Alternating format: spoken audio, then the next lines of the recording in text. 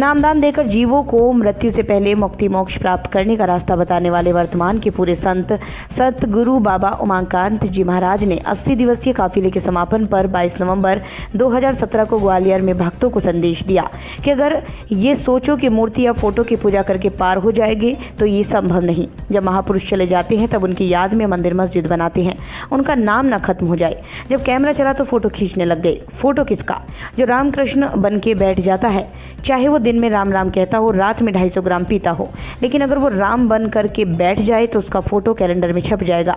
उसी को लोग मान लेते हैं यही भगवान है, यही मुक्ति मोक्ष देंगे। दुनिया की चीजें जड़ है, मनुष्य शरीर और जीवात्मा चेतन है, वो परमात्मा भी चेतन है। जब जड़ की बजाय चेतन से चेतन की पूजा करेंगे तब वो मालिक मिलेगा। ये भेद सतगुरु ही बताते हैं। आप जितने भी सत्संगी हो, आप ये सोचो कि हम फोटो की पूजा करके पार हो जाएंगे या मूर्ति की पूजा करके पार हो जाएंगे, तो आज तक कोई पार हुआ? कभी कोई अन्य तरह का इतिहास मिलता है? बल्कि तो खंडन ही लोगों ने किया कि पत्थर पूजे हर मिले तो बंदा पूजे पहाड़। कबीर राम ने कहा कंठी बांधे हर मिले तो बंदा बांधे कुंडा। जब महापुरुष चले जाते हैं तब उनको लोग याद करते हैं।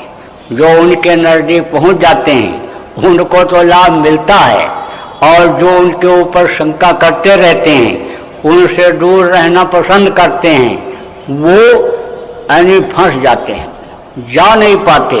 लेकिन अगर ये समझ लो कि अनिल लोभी लालची किस्म के हुए तो जगह जगह पर मंदिर बनवा देते हैं, मस्जिद बनवा देते हैं, गिरजाघर बनवा देते हैं, मूर्ति लगा देते हैं, फोटो लगा देते हैं, और वहाँ पर लोगों को जोड़ने की कोशिश करते हैं। लेकिन वो मूर्ति लोगों ने किस लिए बनाया, फोटो किस लिए बना? इसलिए बना कि उनकी यादगार बनी रहे कि उन्होंने ऐसा काम किया। राम की कथा सुनाते, राम का इतिहास लोगों को बताते, रामलीला होती, रासलीला होती है, हर साल राम जन्म होता है, हर साल कृष्ण जन्म होता है, कृष्ण लीला होती है। लेकिन जो उन्होंने काम किया उस काम को सिखाने की जरूरत होती है कि पिता के आदेश पर देखो उन्होंने राजगद्दी पर ठोकर मार दिया। लक्ष्मण के इतिहास को याद दिलाने की जरूरत होती है कि देखो भाई भाई के लिए वो जंगल चले गए। सीता के इतिहास को याद दिलाना होता है कि अगर वो चाहती तो हनुमान जी के साथ लंका से निकल करके और चली आती, लेकिन मर्यादा का उन्होंने पालन किया और उनके साथ आना उचित नहीं समझा। एक धर्म एक व्रत नेमा और काई वचन मन पद पद प्रेमा। और पति का पद ही सब कुछ था, पति की मर्यादा और पति ही सब कुछ उनके थे। इन चीजों को समझाने और बताने की जरूरत होती है। तो मूर्तियां लोगों ने बाद में बनाई, जब महापुरुष चले गए तब लोगों ने बनाया यादगार के लिए कि इनका नाम न खत्म हो जाए। रासलीला रामलीला इसलिए करते हैं कि यादगार इनकी बनी रहे, इन्होंने अच्छा काम किया था, धर्म की स्थापना इन्होंने किया था। जब कैमरा चला तो फोटो बन गया। अब फोटो खींचने लग गए तो फोटो किसका बनता है? जो राम बन करके बैठ जाता है, कृष्ण बन करके बैठ जाता है। चाहे अन्य समझ लो दिन में राम राम कहता हो और रात को 250 ग्राम शराब पीता हो, लेकिन वो अगर राम बन करके बैठ जाए तो उसका फोटो खिंच जाएगा। अब कैलेंडर छप जाएगा तो उसी को मान लेते हैं कि यही भगवान है, यही मुक्ति मोक्ष देंगे। तो मोटी बात तो मैं आपको बताऊंगा ही, जो मूर्ति का पूजा करने वाले हो, फोटो कैलेंडर को ही सब कुछ मान लेने वाले हो, आपको खराब लग रहा होगा, क्योंकि मुझे भी खराब लग रहा था। लेकिन जब मेरे समझ में आ गया कि ये गुड़िया गुड्डा का खेल है, जैसे गुड़िया गुड्डा का खेल खेलती है तो गुड्डे को गुड़िया यानी समझ लो कि बनाती है, खिलाती है, उसकी शादी करती है गुड्डे और गुड़िया की, और फिर उसको ससुराल भेजती है। लेकिन जब उसकी शादी हो जाती है तब गुड़िया गुड्डा का खेल नहीं खेलती।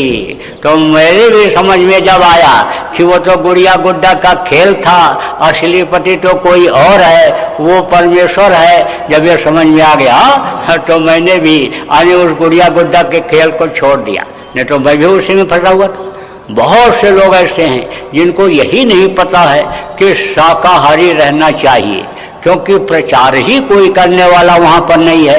जो पंडित मुल्ला पुजारी अन्य समझ लो प्रतिष्ठित लोग हैं, जिस स्थान पर प्रतिष्ठित स्थान पर बैठे हैं, वो लोग भी खाते पीते।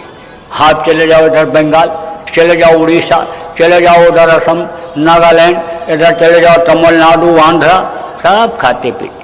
तो अब आगे समझो, जब तक जानकारी नहीं होती है तब तक आदमी उसी में लिप्त रहता है, लेकिन जानकारी भी कराना जरूरी होता है।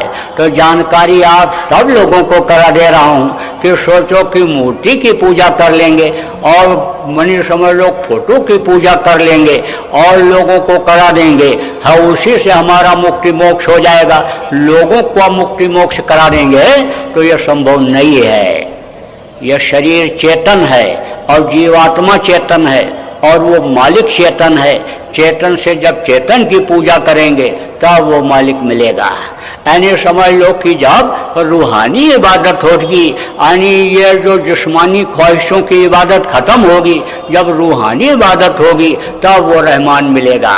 अल्लाह ताला पाक परवरदिगार जिसका नाम लोगों ने रखा तब वो मिलेगा।